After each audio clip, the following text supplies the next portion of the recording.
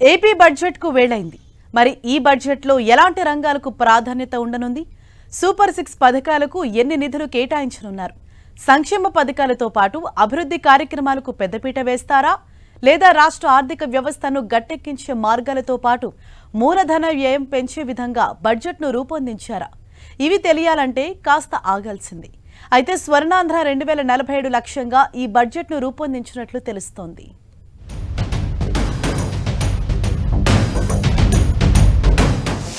ఈ రోజే AP budget Swarnandhra 2047 లక్ష్యంగా బడ్జెట్. సూపర్ 6 పథకాలకు పెద్దపీట. 3.2 లక్షల కోట్లతో బడ్జెట్.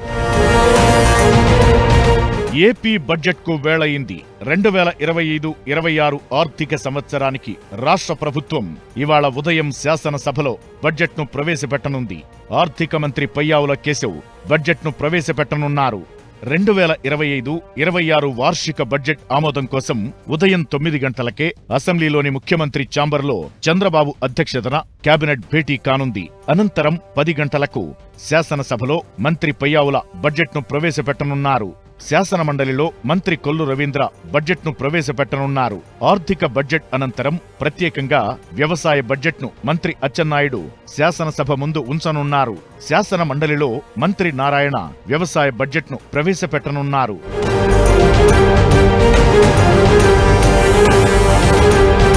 కూటమి ప్రభుత్వం అధికారంలోకొచ్చాక తొలిసారి పూర్తిస్థాయి బడ్జెట్ను ప్రభుత్వం ప్రవేశపెడుతోంది. 2025 ఏప్రిల్ 1వ తేదీ నుంచి మొదలయ్యే ఆర్థిక సంవత్సరానికి గాను 3.2 లక్షల కోట్ల మేర బడ్జెట్ను ప్రవేశపెట్టే అవకాశం కనిపిస్తోంది. సూపర్ 6 పథకాల్లో భాగంగా 2025-26 ఆర్థిక సంవత్సరంలో తల్లికి వందనం పథకంతో పాటు రైతులకు ఆర్థిక సాయంగా అన్నదాత సుఖీభవ, అలాగే ఆర్టీసీ బస్సుల్లో మహిళలకు ఉచిత ప్రయాణం పథకాలను అమలు చేయాల్సి ఉంది. వీటితో పాటు అమరావతి నిర్మాణం, పోలవరం ప్రాజెక్టులతో పాటు రాష్ట్రంలోని ఇతర అభివృద్ధి ప్రాజెక్టుల కోసం పెద్ద మొత్తంలో మూలధన వ్యయాన్ని పెంచే అవకాశాలు కనిపిస్తున్నాయి.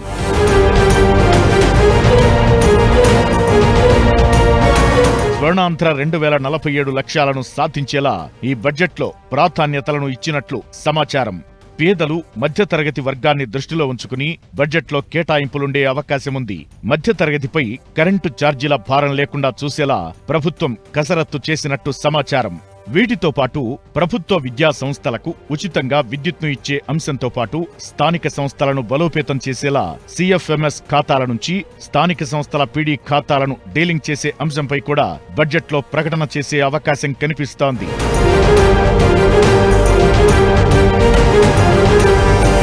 ఇదే బడ్జెట్లో ఉపాధి అవకాశాలను పెంచేలా వివిధ పబ్లిక్, ప్రైవేట్ పార్ట్నర్షిప్ ప్రాజెక్టులు చేపట్టేందుకు వీలుగా వయబిలిటీ గ్యాప్ ఫండింగ్ ను కూడా ప్రకటించే అవకాశమున్నట్టు తెలుస్తోంది.